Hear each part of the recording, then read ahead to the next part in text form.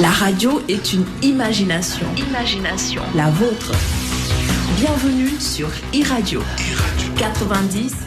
jërë ngeen jëf mbokk yi daal nag jàmm ci iRadio 90.3 ci Ndakaaru waaye tam ci ITV canal 15 bu TNT seen biir émission e-sport altine ak aljuma bul jot ñu ànd ak yéen ci wàllu tàggat yaram waaye tey e-sport spécial la ñu am ci wàllu football daan ci ñëw ci kanam nu mu gën a yaatoo balaa boobu ma nuyu rek ñi ma àndal ci liggéey bi Babacar Ndaw Faye maa ngi lay nuyu.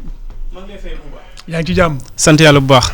Babacar Ndaw Faye comme d'habitude ñu ànd ak moom et puis daan ñoo ak moom ci kanam également ci wàllu Ligue des champions bi nga xam ne ci wàllu Ligue des champions africaine bi dañ ci ñëw ndax diggante Génération Foot ak Zamalek bëgg naa mu jox ma ci xalaatam waaye itam Ligue des champions ci wàllu Europe également nañ ci ñëw ndax suba lay door ci mardi bi ñu gis ni que quand même bëri na ndax heure yi dafa xaw a changé parce que match yi dafay gën a teel a démarré dañ ci ñëw ak Babacar Ndaw Faye ni mu gën a yaatoo ci kanam mais également maa ngi ak Pape Malick Diaw Pape Malick ñu ngi lay nuyu. maa ngi lay fay bu baax di nuyu comme d'habitude téléspectateur ak auditeur u ITV iRadio di nuyu Babacar Ndaw Faye di waxati ñëwati nañ ci e-sport. mais samedi yaa ngi woon Thiès wala. non samedi maa ngi woon fii. yaa ngi woon fii maa ngi woon fii. d'accord mais on l'a suivi à distance quoi. voilà donc bu ma nee Thiès xel yëpp dafay dem ci Génération Foot nga xam ne diggam ak Zamalek bu Caire c'est Génération Foot da ko gagné ñaari bal ci benn ñu bëri nag jàppee ko exploit parce que il faut le dire une équipe comme Zamalek xam nañ ni li moom ci ay trophée ci continent bi ak sax lu dul continent bi ci wàllu championnat Ligue arabe bi gagné na ko donc voilà expérience bi mu capitalisé. Génération Foot gagné ko c'est vrai que quand même espoir la woon exploit la sax la war a amoon nañu espoir def exploit bi finalement ça a été fait donc Génération Foot gagné Zamalek ñaari bal ci benn dans 15 jours nag mooy doon match retour bi ca fa nga xam ni mooy Caire ca stade international donc bu Caire c'est vrai que but bu ñu jël moo xawatee affaire yi parce que quand même on voulait pas encaisser ce but là en tout cas pour la Génération Foot jël nañu but boobu maintenant il faudra ñu defaraat taxawaay bi bu ko defee rek bu ñu demee au Caire bañ a jël sinon dugal ay but nga xam ne dina nous permettre nag ñu mën a jàll dans la phase de poule ci Ligue des champions yi c'est vrai que Sénégal depuis 2004 avec la Jeanne d'Arc de Dakar ba léegi amaguñu qualification ci wàllu Ligue des champions ci poule parce que là ñu ngi ci phase préliminaire yi c'est la dernière phase préliminaire donc je rappelle pour Ligue des champions bi donc voilà pas mal Diaw quoi exploit la woon. exploit la parce que même bu fekkee ni maa ngi koy rappeler ci jour bi ak le lendemain aussi. Même bu fekkee ni c'est une petite victoire dans le sens où match retour bi ça va être compliqué fële ci Égypte nga xam ni képp ku fa dugg ci enceinte boobule. di nga xam ni ça va être compliqué déjà parce que c'est un grand club. Ils ont de grands joueurs. Ensuite le public appuie ci li nga xam ne moo di boobule équipe donc ça va être très très compliqué de défendre avantage bu tuuti boobule mais c'est une grande victoire dans le sens où battre le Zamalek bu ñu xoolee rek 90 minutes de jeu yi Génération Foot posé na problème Zamalek appuyé na ci li nga xam ne moo di accélérateur bi dugal na 2 buts ci défense boo xam ne tey bu joué woon finale coupe CAF wala finale Ligue des champions africaine du bett kenn donc nañ bu ñu xoolee dans le sens où Génération Foot dóor na Zamalek 90 minutes c'est une grande victoire mais bu ñu xoolee ni aller-retour la 2-1 la ko dóor c'est une petite victoire une petite avance on va dire parce que match retour bi ça va être très très compliqué dans une semaine. ça va être très compliqué moo tax ci kanam xam naa du ñàkk ma waxtaan ceeg suñu gan bi quand on sait les conditions dans lesquelles nga war a voyager au Caire xam nañ ni souvent l'arbitrage sur le continent ça a été un problème. Oui. pour ñenn arbitres yi ñu ko sañ a wax parce que da ngay dem au Caire xam nañ dans quelles conditions la ñuy engagé match beeg yow donc sur le plan wàllu arbitre bi moom je pense que il faudra faire très attention. Il faudra être très vigilant également et là loolu j'interpelle tout le monde parce que on voit comment ça se passe surtout au Caire. bah oui loolu dina li wax ne yàggul dara gis nañu bu yàggul dara il y a juste quelques mois ce qui s'est passé au Caire Coupe d'Afrique bi bien sûr voilà kenn du ko fàtte et puis loolu defe naa ni liggéeyu dirigeants yi la parce que loolu les joueurs ils auront les yeux fermés sur ça en tout cas c'est le conseil que j'ai joueurs yi nañu gëmmate football dirigeants yi par contre ils ont un très grand boulot par rapport à côté arbitrage parce que c'est pas pour jeter des pierres mais Égypte. Parce que certains arbitres sur le continent ils vont te créer des pénaltys, ils vont te créer des cartons. Après les gens vont se scandaliser benn jour ñaari fan jar na. Min nañu ko léegi ci Tunisie, Algérie, Maroc, enfin pays du nord en tout cas dem fa pour football côté arbitrage c'est très compliqué mais comme je dis joueurs yi am nañu avantage même bu fekkee ne tuuti la c'est un petit but d'avance qu'il va falloir défendre mais avec des armes extraordinaires en Égypte et il faut le faire parce que nee na déjà battre Zamalek sur 90 minutes c'est déjà bon. Ensuite, il faut maintenant la confirmation, c'est-à-dire la qualification là-bas en Égypte. C'est ça le véritable exploit. Mais côté arbitrage, bien sûr, on s'y attend. Dina am quelques coloriages ou quelques débordements. Mais en tout cas, on espère. Ça va être compliqué, mais on peut toujours espérer. Les gars, ils ont fait un grand match parce que déjà, gagner Zamalek, vu parcours sur le continent, vu effectif, vu surtout le budget du Zamalek. Oui. C'est pas de la blague, quoi. Alors, c'est beaucoup de moyens, c'est un club, c'est l'un des plus grands clubs du continent. Après, forcément, il faudra y aller avec des ambitions. Dans le jeu, mais Génération Foot, on a confiance en Génération Foot. C'est une équipe qui aime le ballon, qui aime avoir le ballon. Voilà, quoi. C'est des joueurs de ballon, le gars. Hein. Et puis, il faudra aller jouer. Et puis là, encaisser un but. Aussi, ils ont montré qu'ils peuvent mettre des buts. Il faudra mettre des buts aussi. Hein. Bah oui, il faudra mettre des buts, c'est sûr, parce que Demba Fofu, ça va être compliqué de ne pas encaisser de buts. Wow, c'est ma philosophie. Dembe Égypte, ça va être compliqué de ne pas encaisser de but, mais donc ceci explique cela. Il va falloir inscrire des buts. Fofolé chez Égypte pour espérer en tout cas passer ce dernier tour qui va être, je le rappelle, très compliqué pour Génération Foot. Gis nañu visage séduisant bi ñu amoon ci match aller bi il va falloir redoubler d'efforts parce que nee na atmosphère bi fii ak bi foofu du benn. Stade Lat Dior de Thiès feesoon na mais le stade qui t'attend en Égypte c'est 2 ou 3 fois plus grand que Stade Lat Dior de Thiès. Il y aura beaucoup plus de bruit, il y aura beaucoup plus de monde, il y aura beaucoup plus de stress donc lépp lu ñu indi woon fii sa Stade Lat Dior de Thiès rek bu yeboo ñu multiplier ko wala ñu tripler ko et fournir un match exceptionnel et il va falloir être exceptionnel pour bien sûr jouer ces phases de poule de la Ligue des Champions africaine et quoi de plus exceptionnel que d'éliminer les Allemands de Zamalek. En tout cas loolu la ñu ñaanal waa Génération Foot bu ñu jógee nag ci Ligue des Champions africaine ñu dem ci Ligue des Champions ci wàllu Europe ñoom suba la ñuy dugg ci seen première phase où on va dire de poule, ouais. D'accord, bu Ligue des Champions avec donc des affiches. Des affiches comme Naples, Liverpool. On va dire le champion en titre va d'ores et déjà défendre son titre. Face à qui? Face à un Napoli aussi de Kalidou Koulibaly boo xam ne daaw bon wane na kanam aussi bu xaw a mënoon sori mais après comme on dit la puissance des équipes dans le dernier carré wala quart de finale yi seuls les puissants ñooy accéder ci boobule stade donc néanmoins Napoli nekk na équipe boo xam ne aussi début de championnat bi c'est bon tout comme Liverpool avec un très grand Sadio Mané qui pour le moment a 6 buts en toute compétition confondue dont 4 en Premier League donc ça veut dire que même s'il ne porte pas tout seul l'équipe des Reds en tout cas am na fa importance bu am solo donc duel des Sénégalais le mercredi aussi on aura un certain Paris Saint-Germain Real Madrid. Justement, voilà. On a le retour de Neymar au PSG, ça a fait du bruit. Gis nañ ni sifflé nañ ko quoi 15-20 premières minutes yi. Mais tontu leen ça a passé après tontu bi gën aussi mooy but bi mu dugal. Et comment? Quel but il a marqué aussi donc defe naa ni.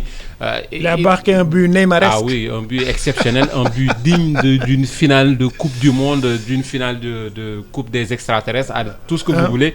Mais c'était un but exceptionnel et voilà comment les grands joueurs doivent répondre sur le terrain et non pas en dehors. En tout cas, bon, on a déjà Paris Saint-Germain, Real de Madrid, avec Navas qui sera donc dans les buts du Real. nga xam ne dans du PSG pardon Navas bi nekkoon Real tey mooy nekk góolu Paris Saint-Germain pour ce match-là. Donc voilà, Areola peut-être qui sera sur le banc parce que voilà, mais bon, c'est dans ces conditions-là que Neymar va donc démarrer sa Ligue des Champions.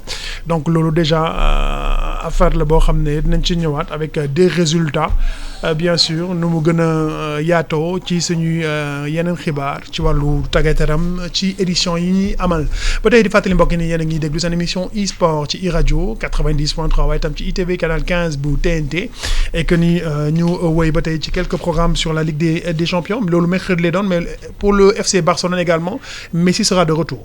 Messi sera de retour face à qui? Face à Dortmund aussi. Oui. Effectivement, on sera gâté pour phase de poule parce qu'on aura de choc yu am solo comme ni nga ko waxee Barça aussi nara dalal ki nga xam ne moo di wala di fekki Dortmund. Donc un match des étoiles aussi et on espère qu'il y aura beaucoup de buts.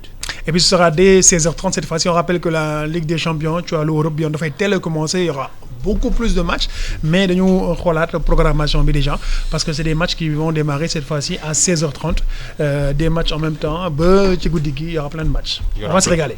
En tout cas, bon, c'est le bonheur des Sénégalais defe naa Sénégalais dañuy dundee football donc des compétitions qui vont démarrer à partir de 16h30 jëm 21h. C'est du gâteau. D'accord, c'est du gâteau voilà. gërëm leen baax mbokk yi ba tey nag ñu dalal sunu gan bi nga xam ne ñu ngi ko doon xaar waxoon nañ leen ko di président fédération sénégalaise bu football di maître Augustin Senghor tey mooy suñu gan ci e-sport fas yéene waxtaan ak moom jëm def xool ba xam liggéey bi ci wàllu fédération bi fu mu toll waaye itam li mu war a waxtaanee ak ñun bëri na moo xam bi mu nekkee ci bopp bu fédération bi ba léegi wàllu équipe nationale yi ndax nag équipe nationale bu en tout cas fédération sénégalaise bu football ñu bëri dañu jàpp ni équipe nationale A bi kese la non am na yeneen catégorie yi nga xam ne football bi soxal na leen pourquoi pas les féminines maanaam jigéen ñi ci wàllu football daan ci waxtaanee également le beach soccer également mais yeneen ak yeneen nga xam ne yitteel na leen mais nag nañ gën a insister sur l'équipe nationale A n'est-ce pas Babacar Ndao Faye. waaw ni nga ko waxee Bouba noonu la ñuy profité di dalal suñu gan gi maître Augustin Senghor di président de la fédération sénégalaise de football. Depuis 10 ans maintenant. Oui. Président bonjour. Ça va na ngeen def. sant yàlla alhamdulilah. di ko remercier également ci teewaay bi malgré taw bi nga xam ne dafa jékki-jékki rek sóob ci lu bari fii fi ñu nekk nii. di ko wax dalal jàmm ci fii ci iRadio. Voilà président ñu bàyyi la nga nuyoo ko téléspectateurs rek auditeurs yi. waaw maa ngi nuyu téléspectateurs yi auditeurs u iRadio ak ITV. di kontaan torop si sama teewaay fii. kontaan aussi ci ni ma gisee iRadio taxaw depuis quelque temps. et puis ni ngeen seen makkaan tam nu mu mel. jërëjëf di ñaan yàlla barkeel seen yoon. d'accord ci fu ngeen bëgg a yegg daal. mais est-ce que déjà président fédération sénégalaise bu football gis nañu compétition yi ni mu demee surtout 2 dernières années yi mais président est-ce que da nga am temps reposé wu sa quotidien comment ça se passe. su may wax dëgg rek jafe na torop nag. parce que football dafa nekk loo xam ne du taxaw amul benn minute boo xam ne. di nga am joti noppalu. xamatuma kañ laa gëj a jël congé.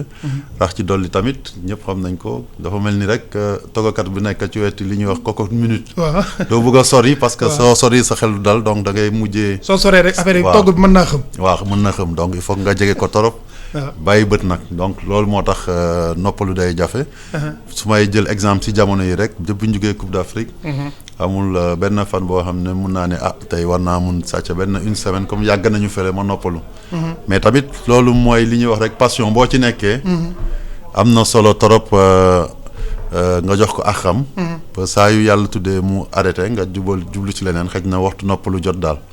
waaw waxtu noppalu jot parce que yaa ngi wax ay waxu togg man damay taxaw ci togg boobu ba tey parce que jàpp nañu football bi moom togg la boo xam ne buñ ko bàyyiwul xel rek affaire yi xëm te ñaanuñu ko yàlla mais déjà maître gis nañu li gën a jàmp mooy déjà Zamalek génération foot résultat bi génération foot gagné ko ñaari bal ci benn ñu ne c'est bien d'accord ñenn ñi jàpp ni exploit la mais yow déjà match boobu tey noo gisee. man su may jàpp match bi parce que maa ngi woon stade damay ne presque pour man Génération Foot defoon na le match parfait. par rapport ak adversaire bi tolluwaayu adversaire bi ñëpp xam nañu Zamalek.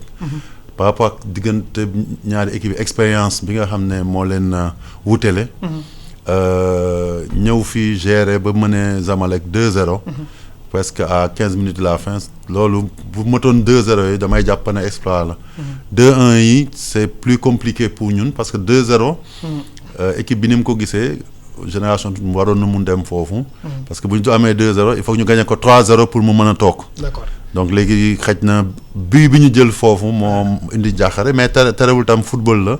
ay xale la ñu am war nañ si mën génn bu ñu demee fële. balaa ngay yegg si yow Babacar Ndo Faye léegi maa ngi waxtaan ak Pape Malick Diaw ma ne ko man li ma xaw a jaaxal ci match Génération Foot bi mooy xam nañ ni comment ça se passe surtout du côté du Caire. Stade international bu Caire gis nañu déjà bu la Zamalek di dalal wala un autre grand d'Égypte gis nañu souvent il y a certains arbitres yoo xam ne seen liggéey duñ ko def correctement on parle beaucoup d'arbitrage des fois ñu def affaire yoo xam ne arbitrage maison la maa ngi ko doon wax donc Pape Malick mais déjà est-ce que loolu yow tey yaa ngi koy appréhender en tant que quand même président de la fédération sénégalaise de football c'est un problème récurrent bu nekk ci continent bi quand même. waaw je pense que loolu doorul tey te malheureusement pour football africain jeexagul léegi. parce que waxuma sax ay affaire corruption parce que war nañ ko mun tudd parce que gis nañ ne am na ay cas yoo xam ne jàpp nañ leen ci ay at yi ñu génn.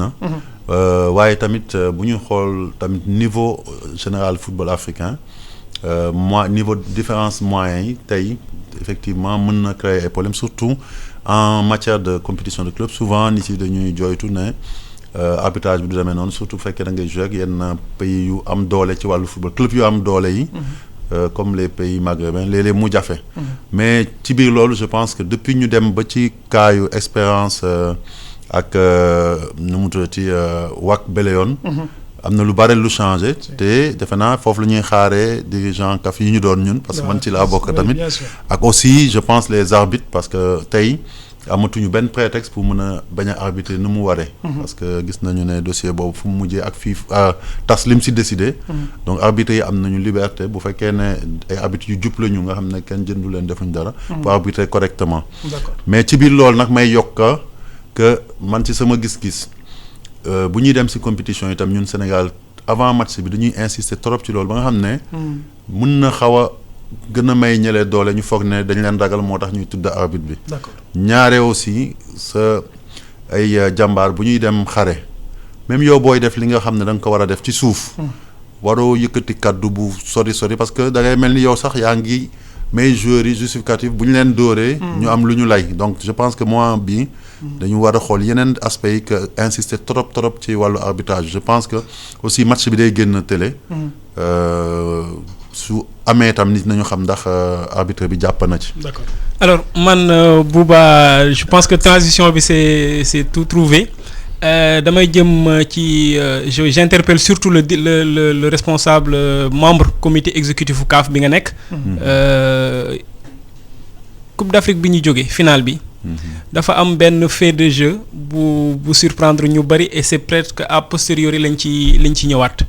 mooy but bi Algérie dugal Sénégal très rapidement. dès le début ñu bien après le match ñu gis ne effectivement trajectoire bal bi am coow bu mu andi. ñu ne ndax bal bi dafa laal filet bi laal bi yore Spider Cam bi team stade bi. ñu ne cas boobu mu xaw a poser benn cas jurisprudence xëy na ci moment wu match bi. ñu bëri rendre ñu ci compte. ba tey jii xamuñu effectivement lan moo ci lan lañ ciy retenir tey jii pour l'histoire est-ce que jotul CAF au-delà même de la fédération sénégalaise de football même bu dul pour ŋàññi victoire bi nga xam ne Algérie am na ko ci ñun parce que ku la dóor ñaari yoon mën nañ nangu ne moo la mën mais est-ce que jotul CAF bi nga xam ne fa nga bokk jël en main question bu mel nii par exemple xëy na mën na service de jurisprudence ci football de façon générale dans le monde ñu mën a xam effectivement est-ce que trajectoire bal bi est-ce que scientifiquement est-ce que dafa am lu ko détourné woon wala déedéet wala dans ce cas d'espèce bu beneen match amee quelle est la démarche à avoir ak yooyu ñu bëgg a xam en tout cas yow ci sa double casquette benn bi mooy jiite fédération Sénégal bi nga xam ne moo doon jouer match boobu beneen bi mooy responsable CAF bi nga nekk. waaw Babacar si wàll boobu li may wax rek defe naa année yi ñu génn seetlu ngeen ko saa yu amee yoon pour que ñu mun def ay recours wala contester yenn mbir yoo xam ne leerul woon suñu bët moo jëm ci wàllu corruption moo jëm ci wàllu ay fraude ci ay match ñun dañ ci dem ba jeex duñ ci boole buy mais dañ koy def pour vous dire rek cas boobu ngay wax noonu intéressé nañu lu baax bu baax a baax ba sori nañ ci dem nañu ba contacter ay chaîne télé contacter ay spécialistes su ne leen jëlal leen ñu image yi ngeen xoolal ñu ngeen tasal ñu ko parce que tamit am na solo tam li nga wax sànq xam nga dafa am solo ñaare bu la nit dóoree gañe wu la benn mais gañe na la ñaari yoon nga dem ba final ñu gañe la nga yëkkati sa kàddu ne but bi baaxul te wéeroo ko ci lu dëgër day mel ni da nga nekk mauvais perdant que da nga bëgg a xajamal ki nga xam victoire yi ki nga gañe te tamit defe naa am na solo trop booy attaqué yenn action yi wala yenn kii nga sukkandiku ci lu dëgër donc ba fi may wax nii tey arrêté wuñu parce que ñu ngi continuer di gëstu di xool mais gisaguñu dara loo xam ne mun nañu permettre tey ñu ne bal bi dafa am câble bu mu laal ak wala leneen lu mu laal jéem nañu cette façon bu nekk kooku moom mën naa leen ko garantir c'est la première fois ma ci wax mais mosuñu arrêté ba fi ñu nekk nii même bu dee xëy na sax du nekk pour def ay recours comme ni nga wax nous on va être édifié ndax but bi ñu encaissé but la wala du but donc ñu ngi ci daal mais sotteegul donc effectivement à moins un autre le débat peut se poser mais li ma jaaxal même bu dul CAF observateurs yi les grandes chaînes de télé ak yëpp am nañu ay moyens techniques yoo xam ne mën na leen may ñoom tam ñu gëstu ko xam ko gisuma kenn def ko débat wala soulever ko moo tax mu xaw ma jaaxal te bu jógee si ñun day gën a difficile comme ñun ñoo ñi ñàkk moo tax mosuñu si wax ci kaw a kaw mais xëj na man ci sama position dinaa ci wax ak ñi nga xam ne ñooy sama naataangoo yi CAF pour xool ñoom lan lañ si xalaat ak nañ ñooñ ko gisee xëj na ñoom tamit bu fekkee ne yëngatuwuñu ba léegi dafa am peut-être seen comme ñoom ñoo doon produire am nañu image yu takku yoo xam ne dal na seen xel ne but bi xëj na bal bi trajectoire bizarre na trop mais du càggane dafa dal ci benn objet boo xam ne bokkuloon ci match bi daal comme câble caméra yeeg yooyu alors ñu bëgg a des ci final boobu ba tey Sénégal bi mu jógee naam daf ko ñàkk ñëw gis nañ public bi accueillir équipe bi ak faste topp leen depuis aéroport ak yooyu mais biñ ci jógee dafa xaw a am benn débat bu installé wu est-ce que Sénégal dañu doylu trop dañu gaaw a doylu trop ba contenté wu ci final boobu ñu perte parce que buñ ci waxee tamit final bi dañ ko perte ça reste une défaite yow tey jii ban enseignement ngay tirer ci final boobu yow nan nga ko jàngatee ndax c'est vrai que objectif yi ngeen assigné woon équipe bi moo nekkoon dem ba final wala jël ko mais boo ko jëlul sentiment échec boobu ndax yéen a ngi koy ndax mesurer ngeen réalité wu sentiment échec boobu.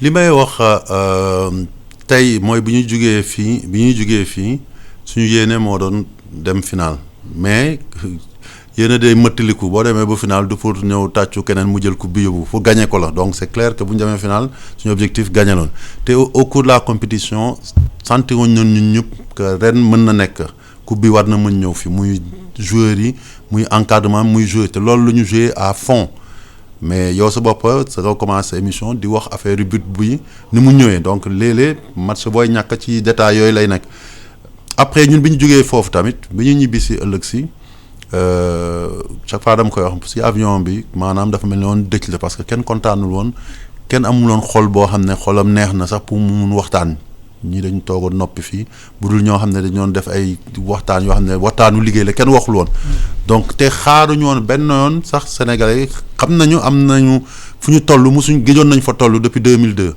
donc xamoon nañ dina am les fervents supporters ñi bëgg a équipe bi dañ ñëw mais mosuñu xaar ne sénégalais dinañu génn nii donc loolu après jàngat nga ci am ñun njàqare loon ci ñun dañu jaaxle mais comme ni surprise agréable loon ñu gis sénégalais yi yëpp génn ñëw taxaw mais li gën a am solo li ñu si retenir mooy ni ñu génnee spontanément kenn génneewu leen ñoom ñoo génnee seen bopp ñaaree aussi lan moo doon seen discours lan lañ ñu doon wax xam nga léeg-léeg nit mën na nekk si télé sax du ko dégg dañu naan amul bàyyi amul découragé donc ñoom xam nañu kenn doful xam nañu gañewuñu coupe bi xam nañ ko bu baax mais dama jàpp rek dañu tibb ci li ñu gis joueurs yi def li ñu gis équipe bi def ba tollu foofu ak ni ñu ñàkkee ñu ne ñii waruñ leen seetaan waruñ leen sànni xeer war nañ leen encourager ñu gën a fas jom donc message boobu jugee ci peuple bi ñaari jàngat nga xëy na day seddal sa xol nga ne man amoon naa naxar mais ñoom tey ñun ñoo leen waroon satisfaire mais ñoom ñu ngi bës mais ñaare aussi da lay war a gën a pousser nga fas jom nga ne comme ñëw naa ba fii ñàkka nit yi ñëw tertuma nii pare pousser ma ne waroo bay donc defe naa xaddi amu fi donc loolu daf la war a gën a dooleel moo tax ma jàpp ne ni lii meilleur maanaam doping bi nga xam ne suñu joueurs yi soxloon nañ ko mooy li am keroog te message la aussi en terminant mais wax aussi tamit souvent ñu bari dañuy naan non mais ñu egg final rek kii tey si ñooñu ma gis parce que man maa ngi woon ci biir foule bi ñu ci bari la grande majorité c'est des jeunes ñu ciy gën a mag mais loolu ay 25 ans mbaadu nëbb mbaa message boobu ak engouement boobu ak enthousiasme boobu mbaadu nëbb le fait que malgré tout ñu du tax ñu jàpp ne bon on est arrivé on a fait un bon truc ñu positif et tout ça ba fàtte ne le principal mooy ba tey Sénégal gagné gul. non mais ça c'est indéniable mu kenn musul wax ne c'est-à-dire tertu bu rëy day remplacer trophée bu rëy kooku moom d'accord nañ si kenn gagné gul mais li am solo je pense que mooy lan jugee nañu 2002 avant 2002 xamuñu woon sax li final di nuru. ñu dem final. après ñu commencé dellu ginnaaw. dem nañu ba sës dem nañu ba xam ne sax dañu doon génn ci match de groupe yi. à partir de 2017 ñu gis ne dellu si nañu quart de finale. 2 ans après ñu defaat yeneen jéego egg ba finale.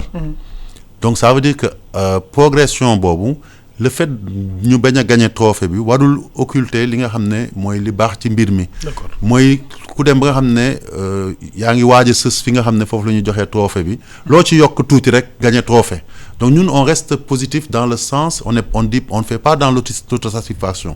je pense que muy joueurs yi muy encadrement muy fédération doyluwuñu dem final rek mais comme ci étape bii yàlla foofu la tuddaloon suñu doole dañu ne nañu gën a fagaru gëti tirer leçon yi ci tax dem nañu ba final waaye gagné wuñ ko ñu jéem a gën a liggéey pour xëj na kan bi di ñëw ñu mën a atteindre objectif bi. gaynde yi ñëw nañu sénégalais accueillir leen de manière spontanée mais ñenn ñi li ñu ŋàññu mooy caravane yi xew après. ak sabar bi ku ci nekk di bennal sabar tànn béer caravane et puis certains ont dit bon tiens au Sénégal dañuy màggal défaite. donc défaite dañ koy récompenser mën nga dem ñëw donc même sur le plan de la préparation psychologique certains ont dit ce n'est pas bien yow loolu noo ko jàngatee. man dama lay poser benn question bu simple xëy na dama ñëw pour ñu poser question mais non xam nga dans toutes les compétitions du monde. oui du dëgg. même ba ci basket bi. dañuy dajale ay réew yu bare. du dëgg. waaw mais ci mujjantal ki kenn rek mooy gagné. donc ça veut dire que atoo at 99% pays yi participer sur des compétitions sportives dañuy laaj.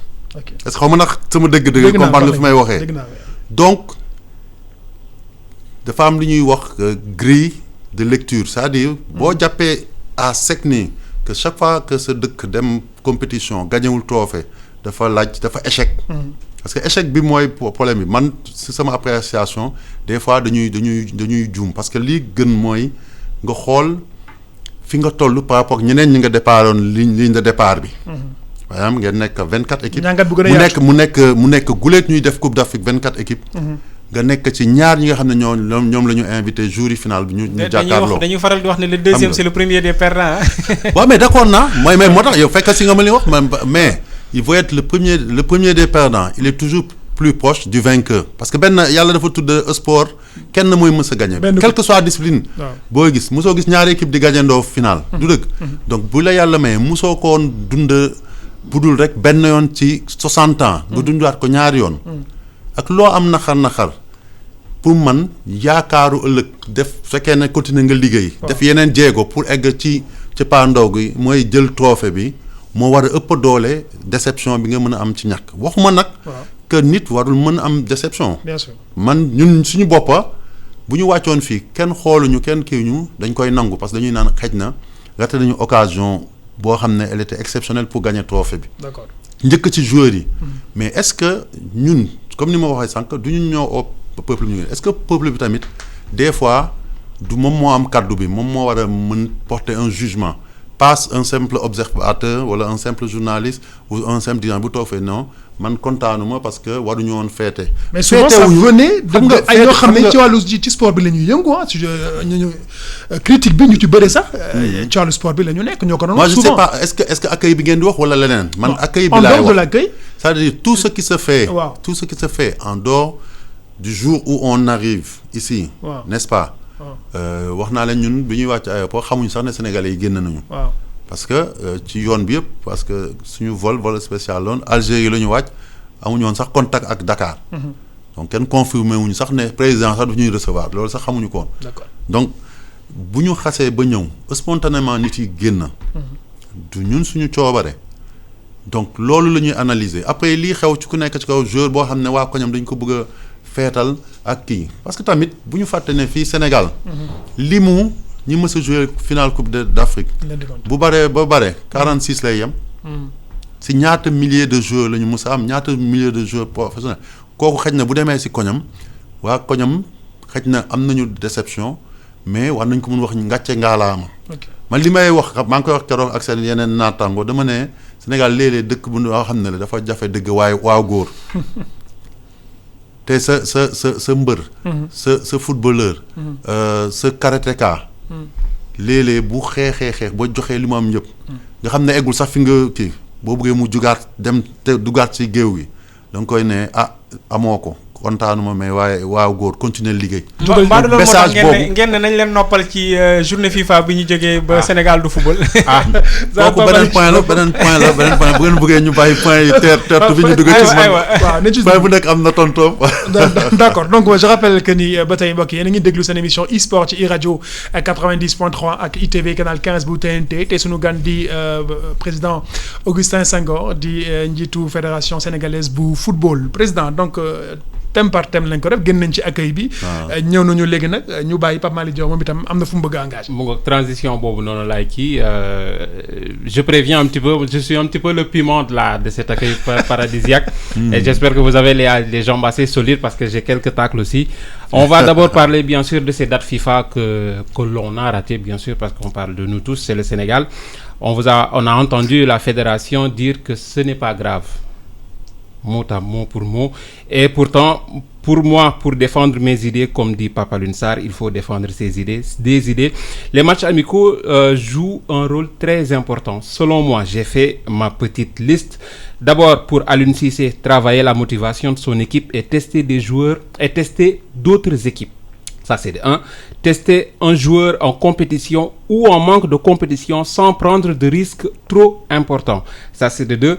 Mettre en avant un jeune joueur qui a tout à prouver à ses coéquipiers et peut-être son public, entre parenthèses, peut-être Crépin Diatta, la future star de cette équipe nationale.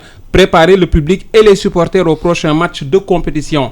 On aura des éliminatoires ou qualifications pour le mondial et les Coupes d'Afrique des Nations. Et enfin, gagner et monter dans le classement FIFA quand on sait que le classement est très important. Et on a entendu dire la fédération que si on perd une place dans ce classement, ce n'est pas grave. Pour moi, c'est un scandale. Pour moi. Un scandale, oui, ça comme vous l'avez dit tout à l'heure, donc yow da nga jàpp ne peut-être dañu waroon jouer dating. Ah oui. Bon, de là à en faire un scandale, moi je pense que c'est un peu exagéré. Mais je pense que côté boobu tamit damay delloo tamit mbir yi ci suñu communiqué. D'accord. On est une instance buy jël décision en concertation avec l'encadrement. jël ko analyser ko. On a décidé que dañuy def l'impasse sur les dates FIFA du mois de septembre. Mais joxe nañu raison yi aussi. parce que su may tontu benn bi mooy que joueurs yi dañ leen di noppal. dañu jàpp ne depuis 2 ans ils jouent dans le haut du pavé dem nañu coupe du monde sans discontinuer et je dis depuis 2 ans depuis 4 ans que Aliou Cissé est là et même auparavant avant lui. Les joueurs n'ont jamais raté de date FIFA. Donc ñu estimer ne été belé on a fait la coupe du monde pendant 1 mois et demi. Juste après ils ont rejoint leur club ñii dem ay Ligue des Champions ñii dem en club ren ñu ñëwaat demaat Coupe d'Afrique on a joué toute la compétition ba la dernière date de cette compétition c'était la finale ñu ñoo fa nekk. ñoom ñoo fa mujjee ñu ñibbisi presque première date FIFA bi c'était 3 semaines maximum 1 mois après. Joueurs yi ils n'ont pas eu le temps de se reposer parce que ñu fi bari bu ñu amee 1 semaine ci la yem ñu dem rejoindre seen club ñu def analyse bi ne suñu joueurs yi dina am moment boo xam ne dinañ leen gën a soxla. te ñun nekkuñu ci même posture bi que leur club bu ñu leen bàyyee ne leen bu ñu leen jëlee ñu jouer fekk seen club mu ngi leen di utiliser dañ leen di fay du ñu leen bàyyil benn date ñoom du ñu leen mayil ñu noppal ñoom au contraire si ñun la ñuy séntu sax ñu noppalu donc mën na indi ay gaañ-gaañ si yenn joueurs yu importants yi comme aussi méforme mën na ñëw en cours de saison fekk rax ci dolli après seen saison yi aussi on se rend compte que ci ñu bare aussi ils ont eu des grands clubs ñu ci bare dañuy dem ay Ligue des champions ñeneen Ligue Europa seen championnat yi dafa tar moo tax en concertation avec les entraîneurs ñu gis ne njëriñ la te derrière bu ñu xoolee yenn équipe yi ma gis ci date FIFA yi combien de blessés la ñu am avant compétition bi bu ñuy préparation équipe de France rek ils ont perdu peut-être 4 ou 5 joueurs ñu xool aussi ñu xool aussi parce qu'on peut se blesser. bon yow da nga koy tuddee mais en haut niveau amul chance man loolu dama koy wax. c'est-à-dire tout se planifie et tey l'exemple bi nga xam ne moo gën a kii bu fekkee ne ñun amuñu yërmande ci Sadio Mané keneen du ko am. D'accord. Et Sadio Mané dañ koy ménager pour que d'abord il soit performant en club parce que njëriñu Sénégal la muy moom di Gana ak yooyu ak ñeneen ak ñoom Koulibaly mais dañ koy sóoraale aussi si blessure ana Mbappé. non mais justement mais aujourd'hui et lui et Sadio si boppam. J'ai été heureux de voir avant-hier qu'il est revenu en super forme parce qu'il a eu plus de temps non seulement pour se reposer mais aussi pour plus travailler à sa remise en forme et gis nañu résultat bi. machallah donc di mu dellu see. mais argument boobu dafa mel ni dafay valider benn injustice. Oui. C'est de faire croire que équipe nationale Sénégal ça tourne autour de 23 joueurs qui étaient là. Le sélectionneur a quand même une palette assez large de joueurs qu'il peut yu mu mën a utiliser date FIFA boo xam ne mën na bu fekkee dafa bëgg a noppal Sadio parce que Sadio est trop fatigué. Ouais. Le réservoir est quand même assez large pour jooy nañ à plusieurs reprises.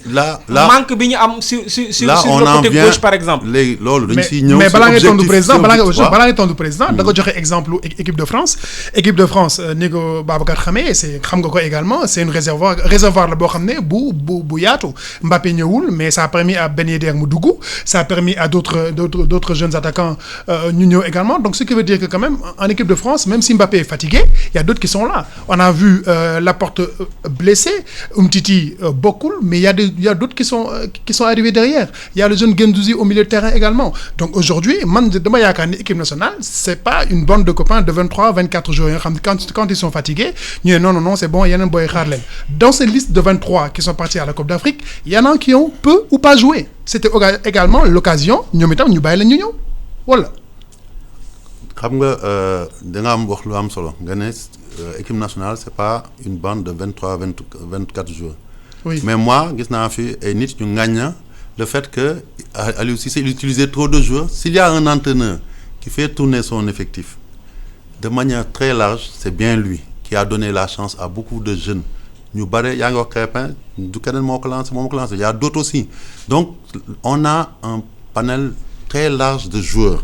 yoo xam ne tey ñun foofu laay ñëw c'est-à-dire quand j'entends Diaw parler. Oui. Il me dit non on peut pouvoir tester des joueurs man peut-être c'est prétentieux noonu ngeen koy xoolee pour man on a mis un dispositif aujourd'hui où on n'a plus besoin de tester des joueurs xanaa sauf mu nekk un binational mosuñu ko gis xamuñu ko ñu wax ñu ñëw indi ko pour xool lu mu mën mais tey nous le dispositif bi ñu def en place depuis quelques années on a peut-être un vivier de 200 joueurs yoo xam ne on les connaît tous entraîneur bi quand il appelle Crépin il est sûr que il vient pour s'intégrer aujourd'hui nos joueurs commencent à évoluer en U17 dañ leen di topp bu ñu ñëw senior Ousseynou Niang dernier match équipe locale bi quand on l'a appelé moom ak ñoom John Lopi ak Youssou Badji, on sait ce qu'ils peuvent avoir, xam nañu seen valeur. De la même manière que demain Aliou bu leen soxlee. bu ñëwee dañuy intégré wu. mais est-ce que message bi ngeen joxe noonu. message boobu nga xam ne joué wuñu cette date FIFA. mais la fatigue c'est valable pour les joueurs qui étaient là à la CAN. équipe nationale ngay organiser match pour tester joueur loolu niveau club la.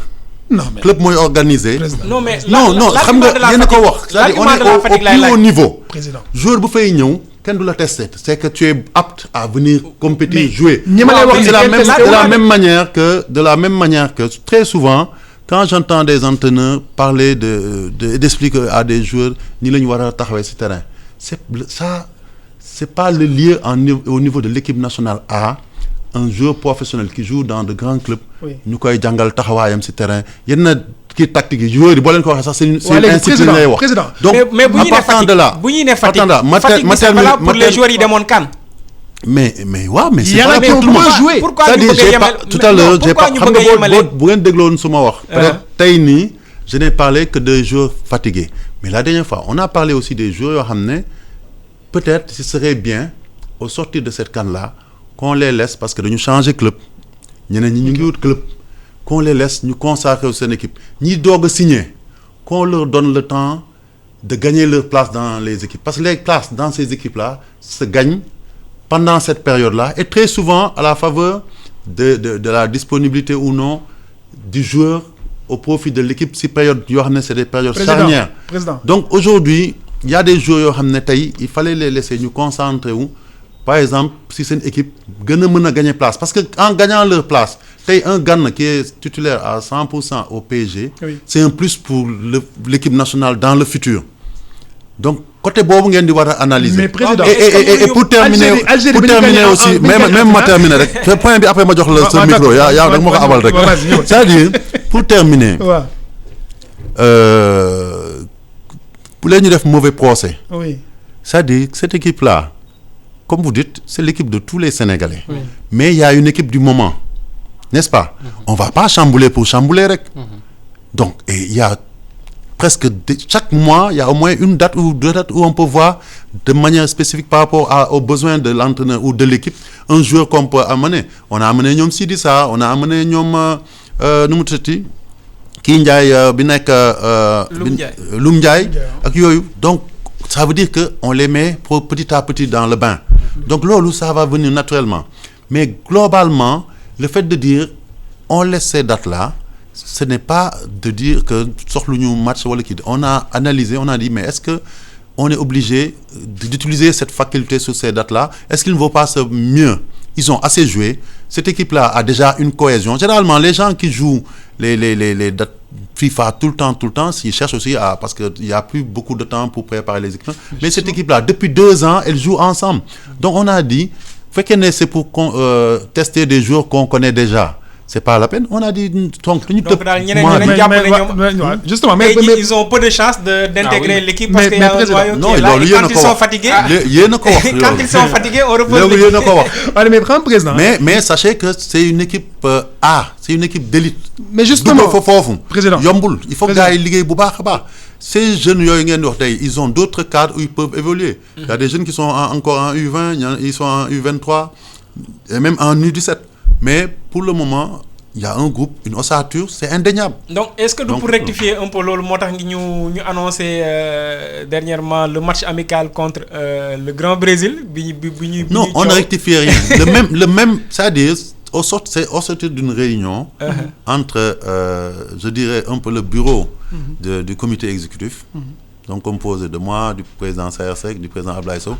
et le staff technique l'entraîneur notamment qu'on a pris ces 2 décisions en même temps c'est-à-dire quand vous savez la réunion d'évaluation qu'on a fait au comité exécutif ce n'est que la fin du process mais avant ça nous on a appelé l'entraîneur ñu toog on a échangé sur lui globalement ci contenu CAN bi li ñu xalaat ci moom ak yooyu ak li ñu xalaat ci liggéeyam ak yooyu li ñu xalaat ci équipe bi après ñu projeté wu vers l'avenir donc le premier point effectivement on a débattu de ça et généralement dans ces débats-là tout le monde n'a pas une position uniforme mais après la majorité s'est dégagée que dañ ko war a et même après sax l'unanimité dañ ko rekk c'est-à-dire après dañu war a bañ a jouer datu septembre bi après en même temps le coach en échange avec nous, a dit, par contre, moi, ce qui m'intéressait, jouer les dates FIFA, juste pour jouer les mêmes adversaires ou des adversaires, on les joue déjà dans les matchs de groupe, c'est des équipes qui sont faibles, ne nous fait pas progresser. Est-ce qu'il n'est pas temps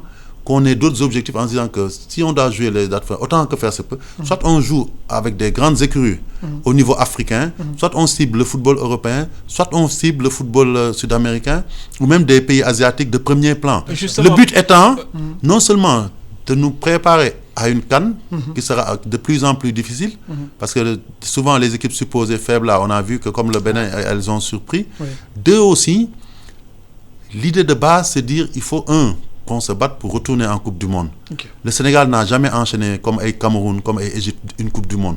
Peut-être que ça, et nous savons quel bien la Coupe du Monde, même si on n'est pas sorti, nous a fait en termes d'organisation, en termes d'expérience de nos joueurs, en termes même d'expérience de notre encadrement, de l'entraîneur. Bataille moudir egg final. Mais justement, donc tout ça, moo tax ñu ne dañuy changer profilage suñu adversaire yi ne léegi dañuy jouer ñoo xam ne peut-être le haut du tableau.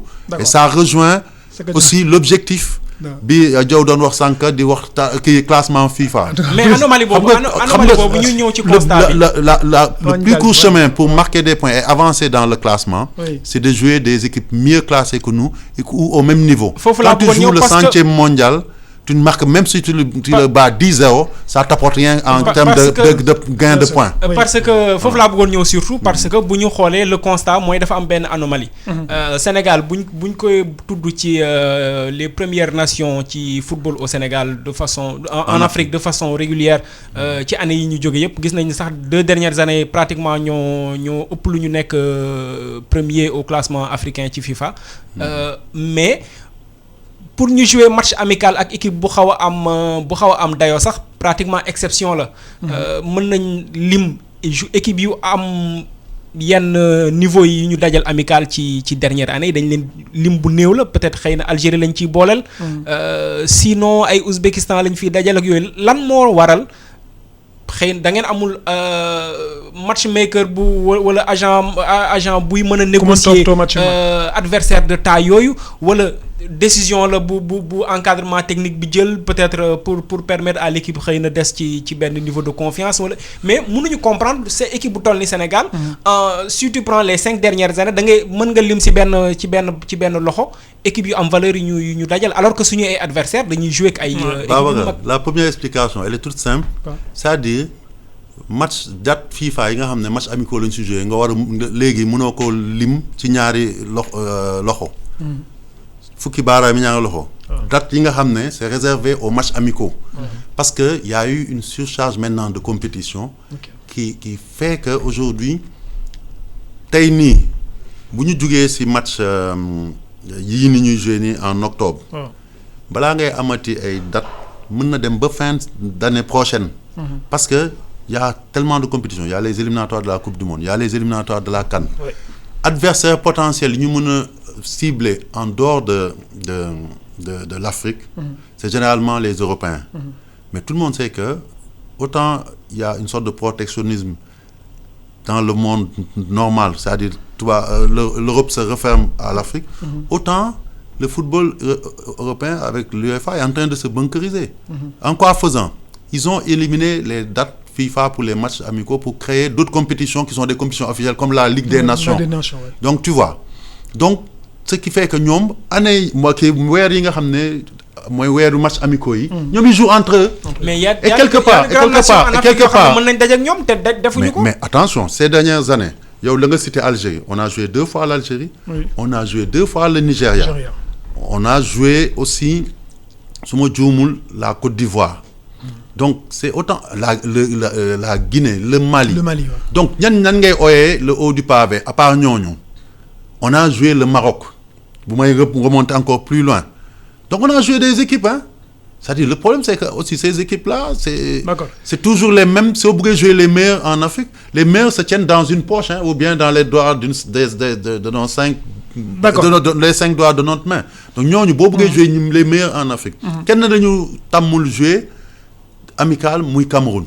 D'accord. Mais à part ñoom même Égypte on les a joués. Voilà. Donc on a joué quand même des matchs hein. Voilà 10 minutes moo ñu dese ci émission bi donc fukki simili moo ñu dese ci biir émission bi e-sport ci ITV ak iRadio 90.3 suñu gantee di président Augustin Senghor di président fédération sénégalaise bu football président ñu jàll nag ci dossier wu sélectionneur national bi waxtaanee wàllu Aliou Cissé gis nañu bu mu nekkee ci waaw dossier la parce que jàpp nañu dossier la bi mu jógee ci Coupe d'Afrique bi ñëw am ñu jàpp ni nag doy na dem na demaat ñëwaat ñu bëri jàpp ni bu ñoon def bilan mi tam am na loo xam ne war na ko def na ko waaye c'est bien waaye nag jot na léegi mu dem jox koo xam ne mën na ñëw gagneel Sénégalais yi coupe li Sénégalais yi doon xaar yow en tant que président noo gisee sa liggéeyu sélectionneur.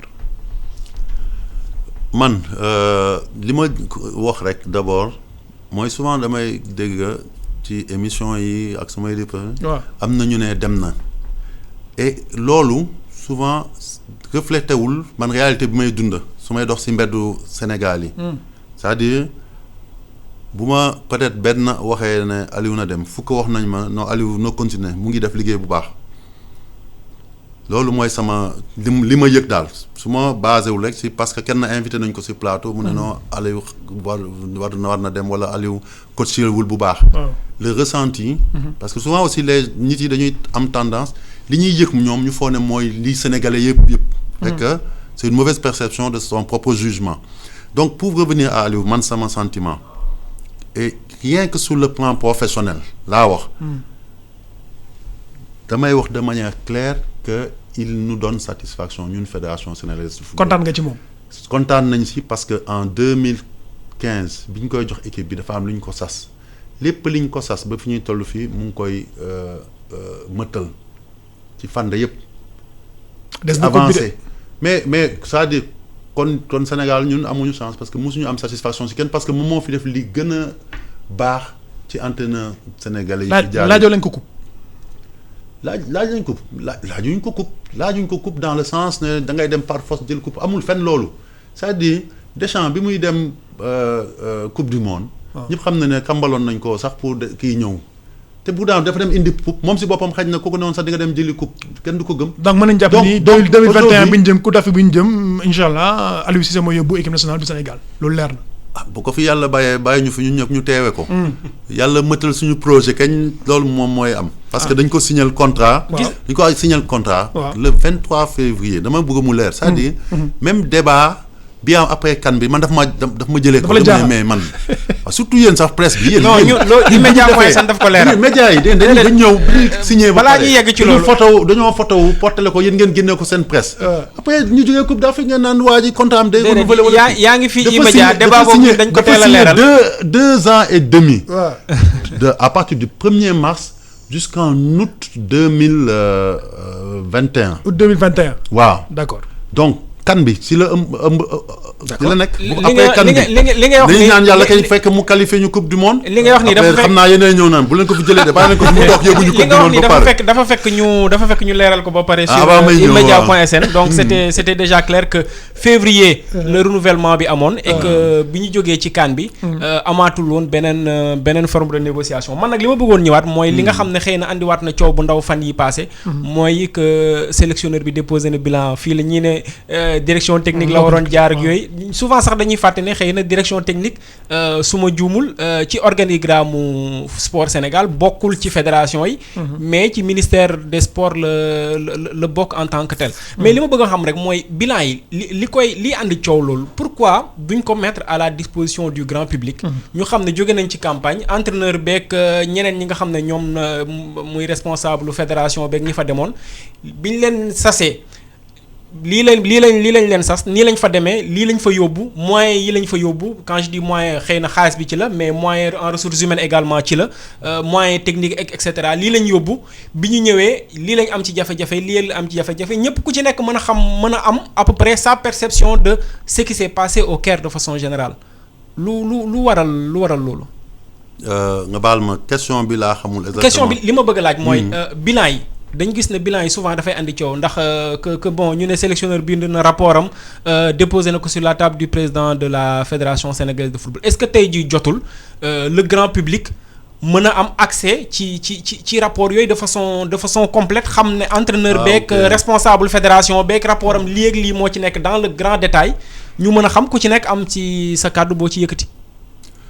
man si sama gis-gis loolu mënul nekk parce que liggéey la am na walla boo xam ne war na mën ëmp nit yi ci sama xalaat bu gàtt et que bu ñu tegee ay kuréel comme comité exécutif c'est pour que ñoom ñu mën ko xayma xool liggéey entraîneur bi lan mooy liggéeyam sélectionneur bi xool aussi ku nekk li mu defoon ci pàcc bi ñu ko dënk ñu tënk lépp génnee benn communiqué wala adresse ko assemblée générale wala tamit comme ni ñu ko mosee def bind suñu génnee suñu réunion comité dañuy bind ki nga xam ne mooy suñu kilifa mu taxawal fii état bi muy ministre des sports ne ko bi ñu demee foofu lii la ñu jëlee foofu donc loolu dañ koy def bu ñu paree tam dañuy def conférence de presse keroog suñu réunion bi malheureusement li tax mu am jafe-jafe mooy ne réunion bi dafa guddoon torop dafa dem ba 3 heures du matin bi ñu génnee journaliste yëpp ñibbi na mais saa ñu jógee campagne dañu teg lépp si table suñu journaliste yi ñu ngi foon ne nee nañ yéen a bañoon wax suñu journaliste yi ñu ngi foon nee nañ da ngeen bañoon wax bi ngeen génnee non bi ñu ñëwee xam nga tamit bu fekkee ne benn presse rek moo fa nekk parce que dootul conférence xanaa interview lay nekk wala donc dañu jàpp ne li gënoon utile te tamit dafa baroon poñ yi ñu traité ba nga xam ne am na noo koy génnee mun na tendancieux ñu ne il faut ñu def communiqué boo xam ne day retracer les points saillants yi gën a essentiels am na yeneen points yoo xam ne abordé nañ ko mais dañu ne ci bees bi nii nit yi li leen intéressé bilan kan bi la yenn mesures fortes yu ñu jël yenn évaluation yi def yooyu lu ñu génnee ci communiqué bi ak yenn nomination ak yooyu mais bu weesoo donc loolu ñun defe naa suñu fédération musul maanaam hésiter ci joxe lépp li nga xam ne moo nekk ci biir kii rapport yi dañ koy joxe même li nga xam ne c'est très sensible fii Sénégal muy affaire kii yi nu mu tuddati koom bi dañuy joxe chiffre yëpp après sur le plan technique c'est vrai wax nga ko gars yi soulevé nañ fa débat ci réunion bi ak ci biti tamit waaw bon est-ce que waruñ ñoon